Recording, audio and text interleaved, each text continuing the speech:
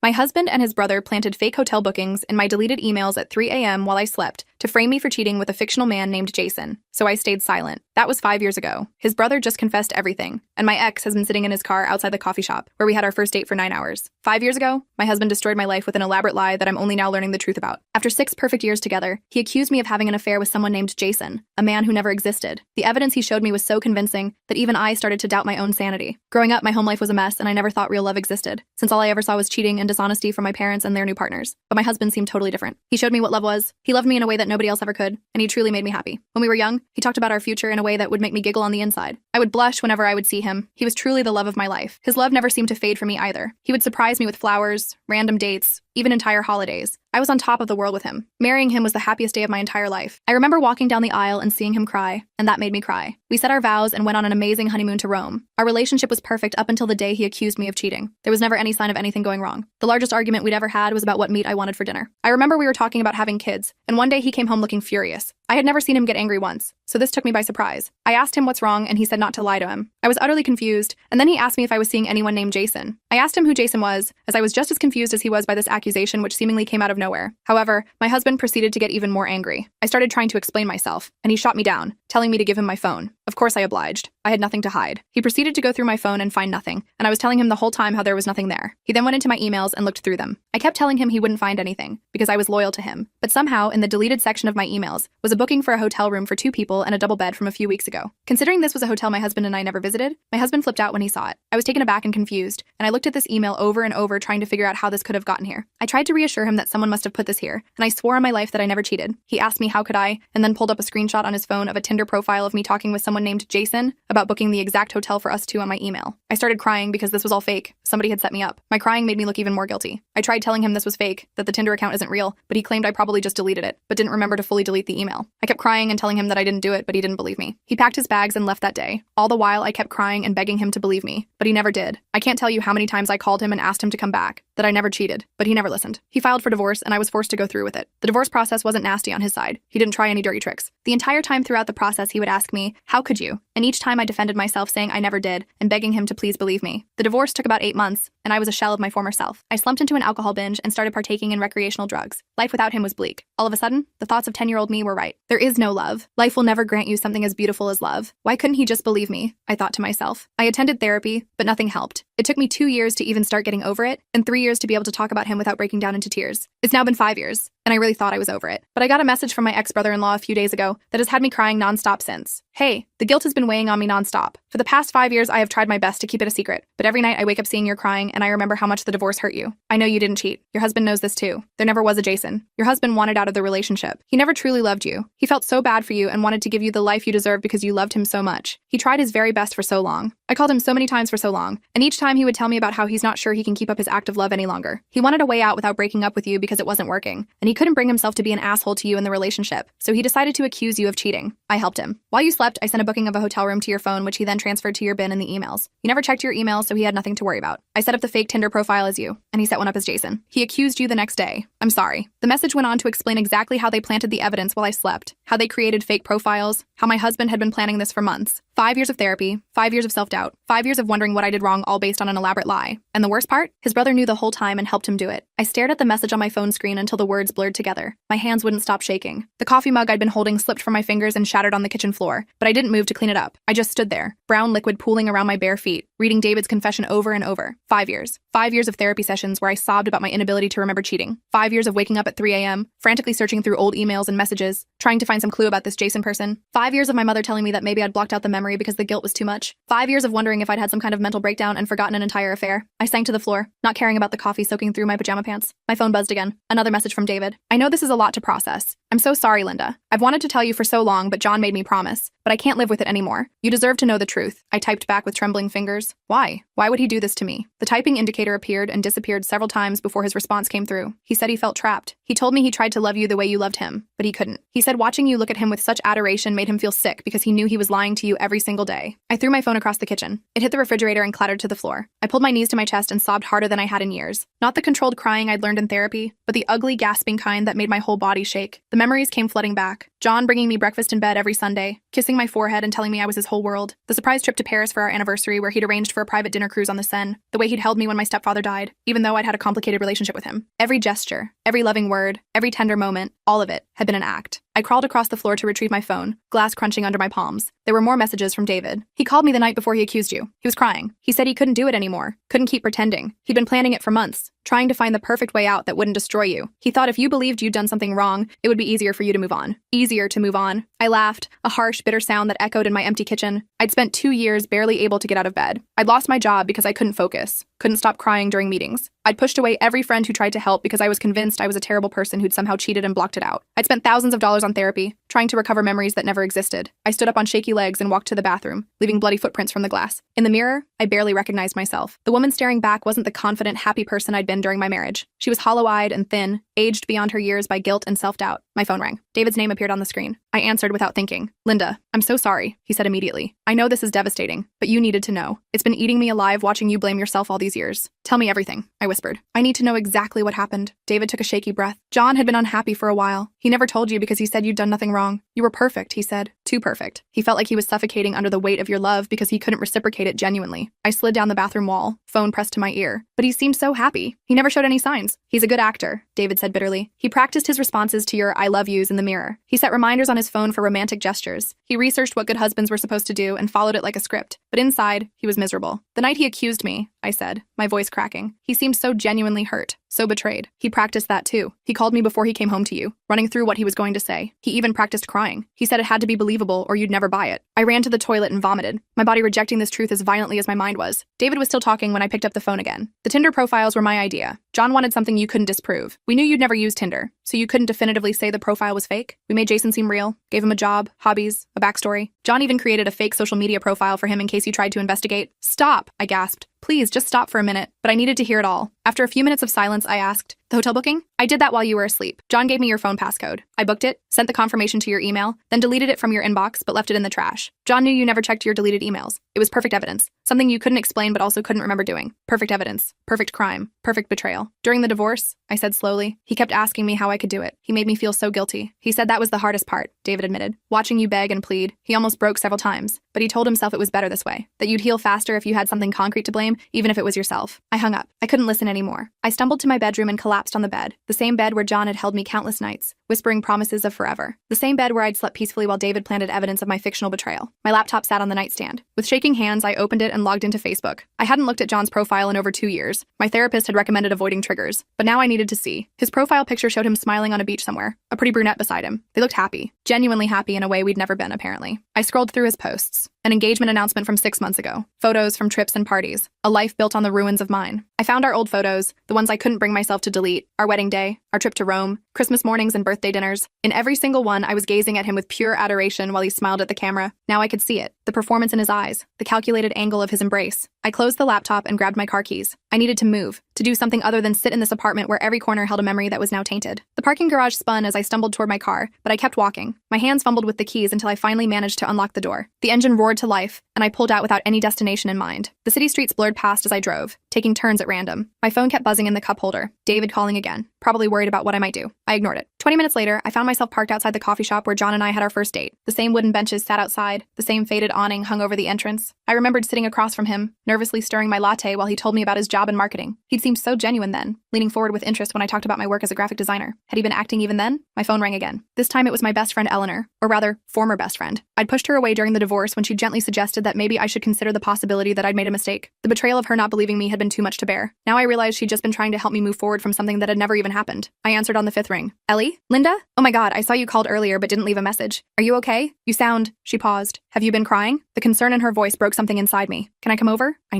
I need to tell someone. Of course, I'm home. Linda, what's going on? I'll explain when I get there. The drive to Eleanor's house took 15 minutes. She lived in the same suburban neighborhood where we'd once talked about buying houses next to each other, back when I thought my future included growing old with John. She was waiting on her front porch when I pulled up, still in her work clothes despite it being past 9 at night. She took one look at my face and pulled me into a hug. I collapsed against her, sobbing into her shoulder while she rubbed my back and murmured soothing words. When I finally pulled away, she guided me inside and sat me down on her couch. Talk to me, she said, handing me a box of tissues. So I did. I showed her David's messages, watching her face transform from confusion to shock to absolute fury as she read. When she finished, she set my phone down carefully, like it might explode. That bastard, she whispered. That absolute bastard. And David, too. How could he wait 5 years to tell you? He said the guilt was eating him alive, I said, my voice hoarse from crying. He said he wakes up every night seeing me cry. Eleanor's expression hardened. Good. He should feel guilty. They both should. Linda, this is psychological torture. What they did to you is unforgivable. She got up and paced around her living room, running her hands through her hair. I mean, who does that? Who plans something so elaborate, so cruel? And for what? Because he couldn't just be honest and say he wanted a divorce? He said he felt bad for me, I said, the words tasting bitter. He wanted to give me the life I deserved because I loved him so much. Like I was some pathetic charity case he needed to manage carefully. Eleanor stopped pacing and looked at me. You know what the worst part is? He made you doubt yourself. He made you question your own memory, your own sanity. Do you know what that's called? Gaslighting. He gaslit you in the most extreme way possible. I hadn't thought of it that way, but she was right. For 5 years, I'd questioned everything about myself. Was I the type of person who could cheat and forget? Had I been drinking too much and blacked out? Was there something fundamentally wrong with me that I could betray someone I loved and not remember? I need a drink, Eleanor announced, heading to her kitchen. She returned with a bottle of wine and 2 glasses. Actually, we both need a drink. As she poured, my phone buzzed again. Another message from David. Linda, please let me know you're okay. I'm worried about you. Eleanor saw it too. The audacity, she muttered. Now he's worried? Where was this concern 5 years ago when you were falling apart? I took a long sip of wine, feeling the warmth spread through my chest. He said John called him for months beforehand, talking about how he couldn't keep up the act anymore. Months, Ellie. While I was planning our future, picking out baby names, he was planning how to destroy me. What are you going to do? Eleanor asked. Are you going to confront John? I've been asking myself the same question since reading David's first message. Part of me wanted to drive to John's house right now, to scream at him, to make him face what he'd done, but another part of me never wanted to see him again. I don't know, I admitted. What would be the point? He's engaged now. He's moved on. He got exactly what he wanted. But you deserve answers, Eleanor insisted. Real answers from him, not filtered through David's guilt. My phone rang. David again. This time, Eleanor grabbed it and answered. David? This is Eleanor, Linda's friend. The one who watched her nearly drink herself to death because of what you and your brother did. Her voice was ice cold. No, she's not okay. How could she be okay? You just destroyed her entire understanding of the most important relationship of her life. I could hear David's voice through the phone, high and panicked, but couldn't make out the words. Eleanor listened for a moment, then cut him off. Save it. Your guilt doesn't mean anything now. You had 5 years to come clean. 5 years while she tortured herself, went to therapy, took antidepressants, tried to figure out how she could have done something so out of character. You watched all of that and stayed silent. She paused, listening again. What? He what? Her eyes widened and she looked at me. David says John doesn't know he's told you. He says John specifically made him promise never to tell. I reached for the phone and Eleanor handed it over. David? Linda, I'm so sorry. I know that doesn't mean anything now, but I am. And John, he has no idea I've contacted you. He thinks the secret died with the divorce. Where is he now? I asked. He lives in Riverside Heights with his fiancée. They're getting married next month. Linda, please don't do anything rash. I just thought you deserved to know the truth. Riverside Heights, I repeated. That was only 20 minutes away. All this time, he'd been 20 minutes away, living his perfect new life while I struggled to rebuild mine from the ashes of his lies. I have to go, I said, and hung up. Eleanor watched me carefully. What are you thinking? I'm thinking about how he cried at our wedding, I said. Real tears, or at least they looked real. I'm thinking about how he held me when I had nightmares about my parents' fights. I'm thinking about every single moment of our relationship and wondering what was real and what was performance. I stood up, suddenly restless. You know what the cruelest part is? He took away my ability to trust my own judgment. I thought I could read people. I thought I could tell when someone was being genuine. But I lived with him for 6 years and never suspected a thing. Eleanor stood too, placing a hand on my arm. That's not your fault. You loved him. You trusted him. That's what you're supposed to do in a marriage. But I should have seen something, I insisted. Some sign, some crack in the facade. How good of an actor do you have to be to fake love for 6 years? My phone buzzed with a text from an unknown number. I opened it, and my blood ran cold. It was a screenshot of a social media post from John's fiancée. 1 month until I marry the love of my life. Can't wait to be Mrs. Patterson. The message underneath read, thought you should see this. He's doing it again. D. I showed Eleanor, who gasped. Is David saying what I think he's saying? I called David back immediately. He answered on the first ring. I'm sorry, I shouldn't have sent that.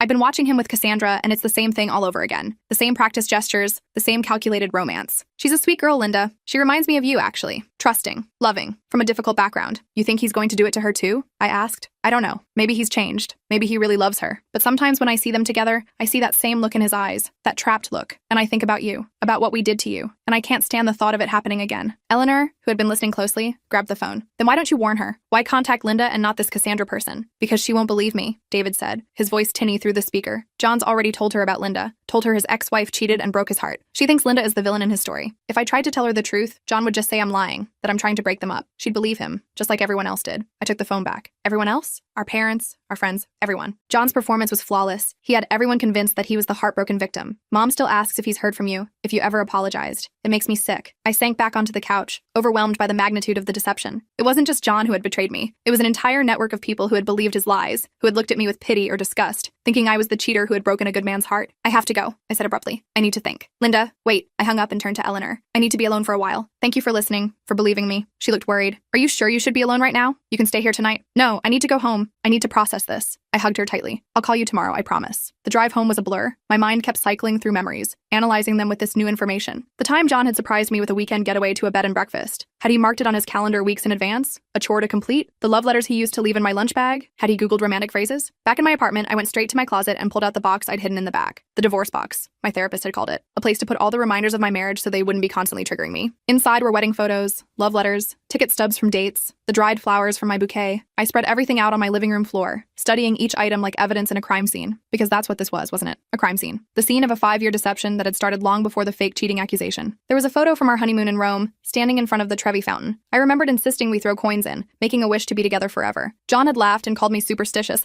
but he'd thrown a coin too. What had he wished for? An escape plan? My laptop dinged with an email notification. Without thinking, I opened it. The sender's name made my heart stop. John Patterson. Linda, David told me he contacted you. We need to talk. J. 3 sentences. After 5 years of silence, 3 sentences. I stared at the screen, my hands shaking. He knew. He knew that I knew. The secret was out, and now he wanted to talk. I typed and deleted a dozen responses. What was there to say? How could words encompass the devastation he'd caused? Finally, I settled on, why? His response came quickly. Not over email. Can we meet? Please. The word please made me laugh bitterly, as if he had any right to ask me for anything. But I found myself typing, tomorrow, noon, the coffee shop on 5th Street. Thank you. I'll be there. I closed the laptop and looked around my apartment. In 12 hours, I would be face to face with the man who had destroyed me. The man I'd loved with every fiber of my being, who had loved me back with nothing but calculated performances. I picked up one of our wedding photos, studying John's face. He was smiling widely, his hand on my waist, looking every inch the happy groom. But now I could see what I'd missed before. The tightness around his eyes, the forced curve of his smile. Or was I imagining it? Was I seeing what I expected to see now that I knew the truth? My phone rang. My mother. I let it go to voicemail, not ready to handle her reaction to this news. She'd been one of the people who'd believed John's story completely, who'd lectured me about the sanctity of marriage and how I'd thrown it all away. How would she react when she learned her son-in-law had orchestrated the whole thing? The voicemail notification popped up, and against my better judgment, I listened. Linda, honey, I just got the strangest call from David. He was saying something about John and lies, and I don't understand what's happening. Call me back, please. I'm worried about you. So David was making the rounds, spreading the truth to everyone who'd been deceived. Part of me was grateful. I wouldn't have to convince anyone myself. But another part felt exposed, like my private humiliation was being broadcast to the world. I poured myself another glass of wine and sat on the couch, surrounded by the debris of my marriage. Tomorrow I would face John. Tomorrow I would get answers. But tonight, I had to sit with the knowledge that the great love of my life had been nothing but an elaborate performance, and I had been too blind to see it. My phone buzzed with another text from Eleanor. Thinking of you. Remember, you survived the lie. You'll survive the truth too. But as I sat there in my empty apartment, staring at photos of a happiness that had never really existed, I wasn't sure she was right. The lie had nearly culled me, but at least it had left me with beautiful memories to hold on to during the dark nights. The truth had taken even those away, leaving me with nothing but questions and the echo of John's practiced, I love yous. The wine made me drowsy, but I couldn't bring myself to go to bed. Instead, I curled up on the couch, still clutching our wedding photo. In my dreams, John was crying at our wedding again, but this time I could see the truth. They weren't tears of joy. They were tears of resignation, the tears of a man walking into a prison of his own making. And I was the prison. I woke to sunlight streaming through my windows and a pounding headache. My phone showed 17 missed calls and dozens of texts. Word had spread overnight. David's confession had opened floodgates I wasn't prepared for. There were messages from mutual friends expressing shock and outrage. John's mother had left 3 voicemails, each more hysterical than the last. My own mother had called 6 times, but I ignored them all. I had 4 hours until I would see John, and I needed to prepare. I showered, letting the hot water wash away the remnants of yesterday's tears. As I dressed, I chose carefully. Jeans and a sweater. Nothing that suggested I'd put too much thought into my appearance. I didn't want him to think this meeting meant more to me than it did, even though we both knew it meant everything. My reflection looked surprisingly normal. A little tired, maybe, but not like someone whose entire worldview had been shattered twice. Once by a false accusation, and again by learning the accusation was orchestrated by the person she'd trusted most. I arrived at the coffee shop 15 minutes early, choosing a table in the corner where we could talk without being overheard. The same table, I realized with a jolt, where we'd sat on our first date. Whether John had suggested this location for its significance or simply because it was convenient, I didn't know. I didn't know anything about his real motivations anymore. I ordered a black coffee and waited, my eyes fixed on the door. Every time it opened, my heart rate spiked. An elderly couple, a woman with a stroller, 2 teenagers laughing about something on their phones. Then, at exactly noon, John walked in. 5 years had changed him. His hair was shorter, with gray creeping in at the temples. He wore an expensive-looking suit. His marketing career had clearly progressed. But his face, the face I'd kissed thousands of times, was exactly the same. Handsome in that boy-next-door way that had first attracted me, those green eyes that I'd thought showed such depth of feeling. He spotted me immediately and paused, seeming to steel himself before approaching. As he got closer, I searched his face for signs of the actor I now knew him to be. But all I saw was nervousness, maybe even fear. "Linda," he said, stopping beside the table. Thank you for meeting me. I gestured to the chair across from me, not trusting my voice yet. He sat down carefully, like the chair might explode. For a moment, we just looked at each other, 5 years of silence stretching between us. You look good, he said finally. Don't, I said, finding my voice at last. Don't do the small talk thing. Not after everything. He nodded, looking down at his hands. You're right. I'm sorry. I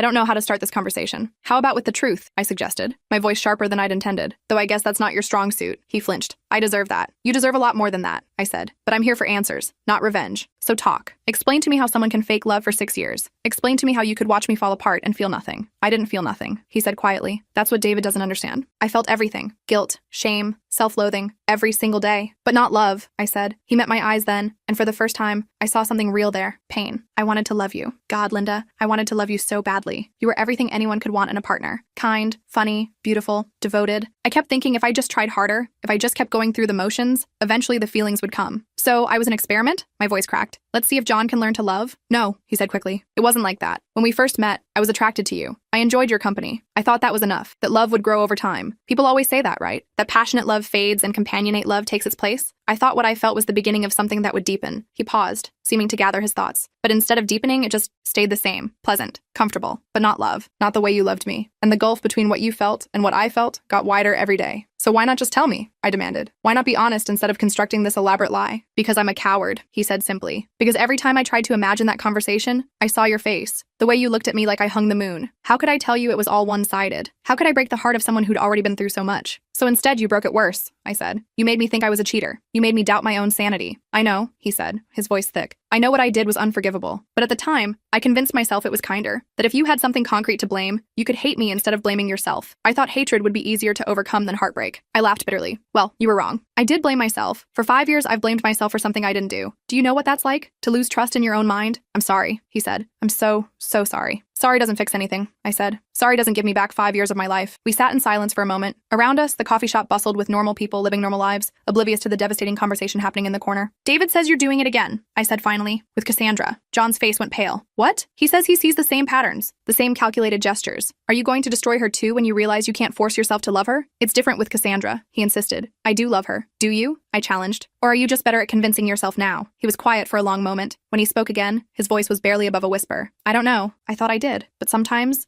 I catch myself setting reminders for romantic gestures. Sometimes I realize I'm performing again, and I panic. Then don't marry her, I said. For God's sake, John, don't put another woman through what you put me through. But what if I'm wrong? He asked. And for the first time, he sounded genuinely lost. What if this is just what love feels like for me? What if I'm broken somehow, unable to feel what other people feel? Then get therapy, I said. Figure yourself out before you destroy another person's life. He nodded slowly. You're right. You're right about everything. He looked at me then, really looked at me. Can you ever forgive me? I considered the question. Could I forgive the man who had taken my capacity for trust? Who had made me question every memory, every instinct? Who had let me suffer for 5 years rather than admit his own emotional limitations? I don't know, I said honestly. Maybe someday, but not today. He accepted that with another nod. I'll call off the wedding, he said. I'll tell Cassandra everything. She deserves the truth. She does. I agreed. Everyone deserves the truth. We sat there for another moment. Two people who had once promised each other forever. Now strangers separated by an ocean of lies. I should go, John said finally. Thank you for meeting me. For what it's worth, you were the best thing that ever happened to me. I just wish I could have been the same for you. He stood to leave, then paused. The crying at our wedding, he said, that was real. I was crying because I knew I was trapping both of us in a lie, and I couldn't see any other way forward. Those were the only honest tears I ever shed in our relationship. Then he was gone, leaving me alone at the table where our relationship had begun, and now, finally ended. I sat there for a long time, processing everything he'd said. The coffee shop filled and emptied around me, but I didn't move. My phone buzzed. A text from Eleanor. How did it go? I typed back. I survived. And I had. I'd survived the lie, and now I'd survived the truth. John would have to live with what he'd done, and I would have to find a way to rebuild my ability to trust. But for the first time in 5 years, I knew with absolute certainty that I had never done anything wrong. The guilt that had weighted me down for so long was lifting, replaced by something else. Not quite peace, not yet, but maybe the beginning of it. I stood up, left money on the table for my cold coffee, and walked out into the afternoon sun. I had calls to return, explanations to give, a life to reclaim. But first, I was going to go home and throw away that box of wedding memories. Not because I was angry, but because I was finally ready to let go of a love that had never really existed. My phone rang as I reached my car. David again. This time, I answered. John just called me, he said. He told me about your conversation. Linda, I need you to know something. What he did was wrong, but he's not a monster. He's just a damaged person who handled things in the worst possible way. I know, I said. We're all damaged in some way. The difference is most of us don't destroy other people because of it. You're right, David said. I just wanted to make sure you were okay. I will be, I said. And for the first time, I believed it. It's going to take time, but I will be. I drove home thinking about second chances and new beginnings, about the difference between the love we think we deserve and the love we actually deserve. John had thought I deserved better than his half-hearted affection, but he'd been wrong. What I deserved was honesty. What I deserved was the chance to make an informed choice about my own life, but I couldn't change the past. All I could do was move forward with the truth, as painful as it was. And maybe that was enough. Maybe knowing that my instincts had been right all along, that I had been faithful, that I had loved truly, even if I hadn't been loved in return, maybe that knowledge would be the foundation on which I could rebuild. I parked outside my apartment building and sat there for a moment, engine still running. The box of wedding memories waited in my closet, but suddenly I couldn't face going inside. Instead, I drove to the bank where we'd had our joint account. The teller recognized me despite the years that had passed. I need to close an old savings account, I told her. John and I had opened it for our future children, depositing $50 every month. I'd forgotten about it entirely during the divorce proceedings. She pulled up the account and frowned. There's been regular activity on this account, Ms. Thompson. Monthly deposits of $50, continuing right up through last week. My stomach dropped. John had kept depositing money for children we'd never have, maintaining the charade even after destroying me with his lies. The balance showed over $3,000. Close it, I said. All of it. As she processed the withdrawal, my phone vibrated. A text from an unknown number. This is Cassandra. David gave me your number. Can we talk? I stared at the message, my hands trembling. John's fiancée wanted to talk to me. The woman who thought I was the villain in their love story. I typed back, yes. Her response was immediate. Coffee? Now? The Starbucks on Maple? 20 minutes later, I walked into the Starbucks to find a woman who could have been my sister. Same build, same dark hair, same nervous way of tucking it behind her ear. She spotted me and stood up, her engagement ring catching the light, the same style John had surprised me with years ago. Thank you for coming, she said, her voice shaky. I know this is weird, but John just called off our wedding and told me everything. About the fake cheating, about David helping him, about how he never really loved you. I sat down across from her, studying her face. She looked exactly how I'd felt yesterday. Devastated, confused, her whole world tilted off its axis. He said he's been doing the same thing with me, she continued, setting reminders for romantic gestures, practicing his responses. He showed me his phone. There was a reminder set for tonight to compliment C's cooking and suggest weekend trip. The casualness of it made me feel sick, reducing love to calendar notifications and practice scripts. How long have you been together? I asked. 3 years. We met at a work conference. He was so charming, so attentive, just like, she trailed off, looking at me with understanding dawning in her eyes, just like he was with you. Did he tell you about his family? I asked. How his parents had the perfect marriage? How he wanted what they had? Her face went pale. Yes. Word for word, probably. And about how his ex-wife's betrayal made him cautious about love, but I made him believe again. We sat in silence for a moment, two women processing the same devastating realization. The worst part, Cassandra said, is that I can't tell what was real. Was any of it real? When he held me after my father's death, was that calculated too? When he cried at my sister's wedding, was he practicing? I remembered asking myself the same questions. I don't know. Maybe some of it was real. Maybe he's capable of caring, just not loving. Not the way we loved him. David told me you spent years in therapy, thinking you'd cheated and blocked it out. 5 years, I confirmed. 5 years of questioning my own sanity, of wondering if I had some kind of split personality. My therapist even suggested hypnosis to recover the repressed memories. Cassandra's phone buzzed. She glanced at it and laughed bitterly. John, he wants to know if I'm okay, if I need anything. Still playing the caring partner even now. What are you going to do? I asked. I already packed his things. My brother is changing the locks as we speak. I'm not spending 3 years in therapy wondering if I'm crazy. She paused, then added, I'm sorry. That was insensitive. No, it's smart. I wish I'd had the truth from the beginning. She leaned forward. Can I ask you something? How do you trust anyone after this? How do you believe someone when they say they love you? I thought about it. I don't know yet. I'll let you know when I figure it out. We exchanged numbers before parting. As I walked back to my car, I felt strangely lighter. Cassandra wouldn't spend years drowning in false guilt. She wouldn't lose herself to addiction and self-doubt. In a twisted way, John had learned something from our relationship. This time, he'd confessed before causing irreversible damage. My phone rang as I drove home. My mother again. This time, I answered. Linda, thank God. I've been worried sick. David told me everything. I'm so sorry, honey. I'm so sorry I didn't believe you. You couldn't have known, I said, surprised by how calm I sounded. John fooled everyone. I should have trusted you. You're my daughter. I should have known you weren't capable of cheating. She was crying now. All those times I suggested you might have forgotten, that maybe the guilt was too much to remember. Mom, stop. It's okay. It's not okay. You needed me and I failed you. Just like I failed you when you were young, with all the chaos with your father and my marriages. I pulled into my parking spot and sat there, engine off, talking to my mother about our fractured relationship for the first time in years. She told me how John had called her the day after the accusation, crying about my betrayal, how he'd seemed so genuinely heartbroken that she'd never questioned it. He used your history against you, she said. He knew about your father's affairs, about my mistakes. He knew you'd be sensitive to the accusation of cheating because of our family history. I hadn't considered that angle, but she was right. John had weaponized my deepest fears against me. After we hung up, I finally went inside. The apartment felt different somehow, less haunted. I went straight to the closet and pulled out the box of wedding memories, but instead of throwing it away as planned, I sat on my living room floor and went through each item one more time. The wedding photos still showed a beautiful day. My happiness had been real, even if his hadn't. The love letters he'd written were still eloquent, even if they'd been crafted rather than felt. The ticket stubs still represented evenings where I'd laughed and felt joy,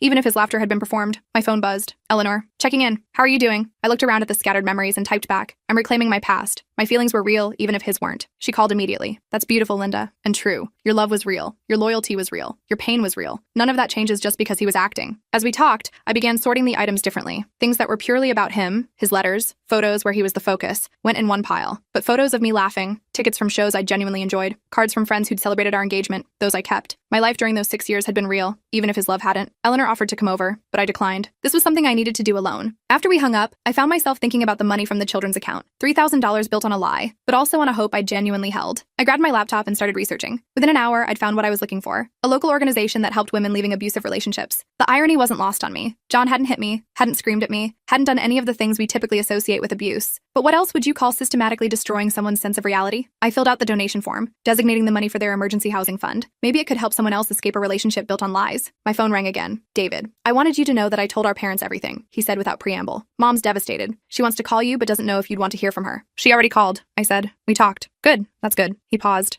I also wanted you to know that I'm going to therapy, to figure out how I could have participated in something so cruel, how I could have watched you suffer for 5 years and stayed silent. That's probably a good idea. Linda, I know I have no right to ask, but do you think you'll ever be able to forgive me? I considered the question. I don't know, David. You helped him destroy me. You planted evidence while I slept. You watched me fall apart and said nothing. That's a lot to forgive. I know.